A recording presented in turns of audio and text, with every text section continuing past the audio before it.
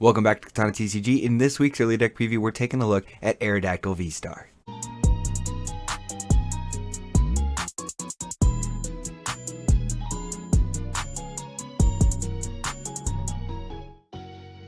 When it's time to flex on your opponents in Top Cut this season, or even just upgrade your TCG accessories, make sure you're checking out inkgaming.com. They have a wide variety of custom playmats, custom dice bags, face masks, as well as mouse pads too, and a grip of sleeves and dice and deck boxes, all your TCG accessory needs. And you can use the code DADSPOD10 at checkout for 10% off your entire order from inkgaming.com. Your game, your style. So here's an overview of my Aerodactyl VSTAR list. It incorporates a lot of defensive components that we're getting with Lost Origin, and it also has a little bit of the Lost Zone mechanic sprinkled into this deck as well. I made it as simple as I really thought that I could, and we'll kind of dive into what the card does and why the deck is built the way that it is. Aerodactyl V is a 210 HP fighting Pokemon. For 1 fighting and 1 colorless, it does Bite for 40, which is respectable. And then for 1 fighting and 2 colorless, it does Rock Crush for 120 damage, and you discard an energy from your opponent's active Pokemon, weak to grass, and a single retreat cost, which I think is nice and gives it a little bit of mobility.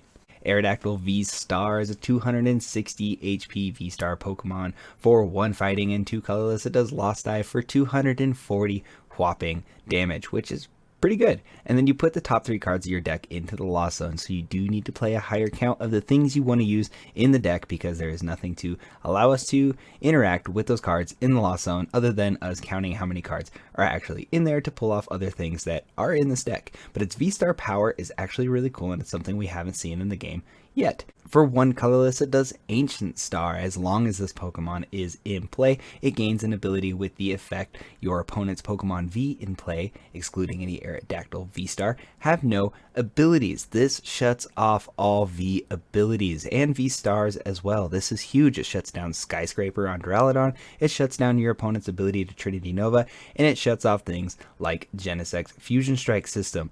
This is very, very impactful to have as a floating Pokemon. It is very, very cool. However, this doesn't mean if you set up multiple Aerodactyl V-Stars that this ability will stay in effect. It only pertains to this one Pokemon, so my suggestion when you're playing this in proxy or when it releases on tabletop, make sure you flip your V-Star marker and put it on this specific Aerodactyl, as I believe that is the way it is going to translate into the game.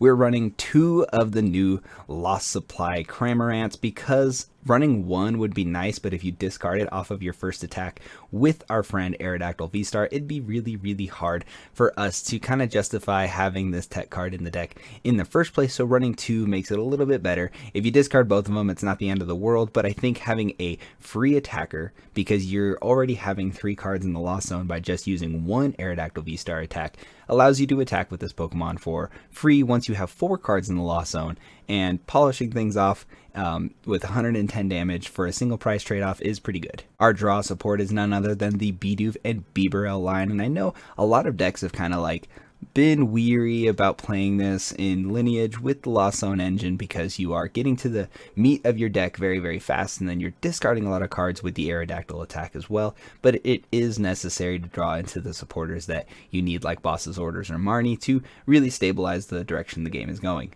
And we're playing a 1 of Radiant Gardevoir. Its Devotion Veil ability, all of your Pokemon take 20 less damage from your opponent's Pokemon V attack. So we do have a little bit of a defensive capability with things like Radiant Gardevoir, and because we're not playing things like Path to the Peak to shut down abilities, because Aerodactyl already does it itself, the Devotion Veil ability stays alive and well for us to utilize to kind of get us into what seems like the 280 HP range, as long as we're getting attacked by Pokemon V, which is most of the standard format as is. We've also added a 1 of Oranguru with its Primate Wisdom ability, and this is cool in multiple ways because we are running the Gutsy Pickaxe to be able to put the fighting energy on top of our deck and accelerate it with the axe onto our bench Pokemon. But you can also use Primate Wisdom to put a dead card in your hand on top of your deck to trade off and not discard that with the Lost Dive attack, and this allows you to choose at least one of those cards that gets discarded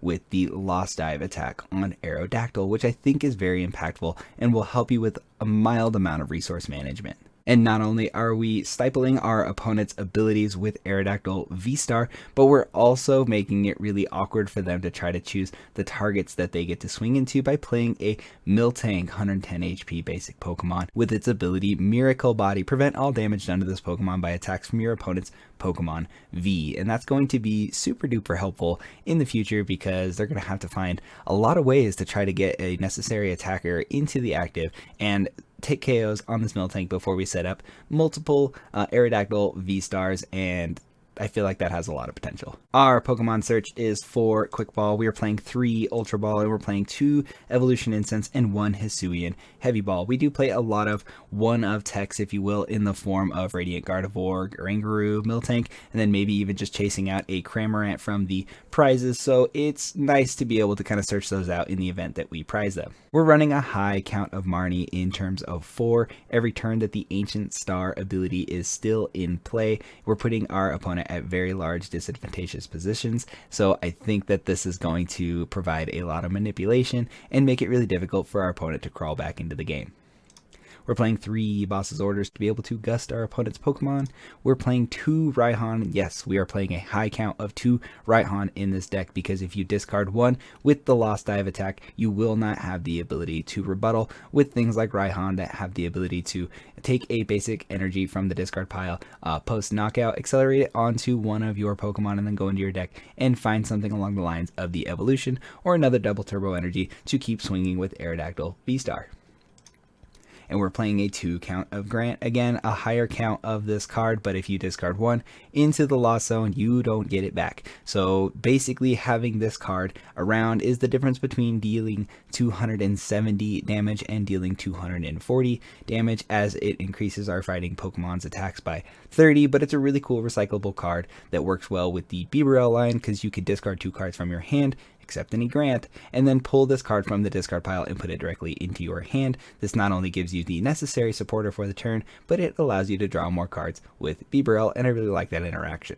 We're playing a reasonable count of 2 Gutsy Pickaxe. I know it's probably more consistent to have 4, but in most positions we don't really want to have that wide of a hand size, as we want to draw into the cards we need with things like Bibarel. You reveal the top card of your deck. If that card is a fighting energy, attach it to one of your bench Pokemon. If it's not a fighting energy, you put it into your hand. The Gutsy Pickaxe does give us opportunities to accelerate energy onto our Aerodactyls, but it also lets us draw just a little bit deeper into the deck. So I think 2 is a pretty reasonable count. Maybe bump up to 3 if you're going to run a higher count of the basic energy, as it doesn't accelerate the stone energy that we play in this deck. We're playing 2 Switch. We're playing 1 Escape Rope, which is pretty status quo for a Katana TCG early deck preview, having a little bit of mobility and being able to put our opponent in funky positions where we might promote something like Miltank, and they have to rebuttal with something that can potentially swing through Miltank if we haven't already shut off the abilities with our Ancient Star VSTAR power to provide them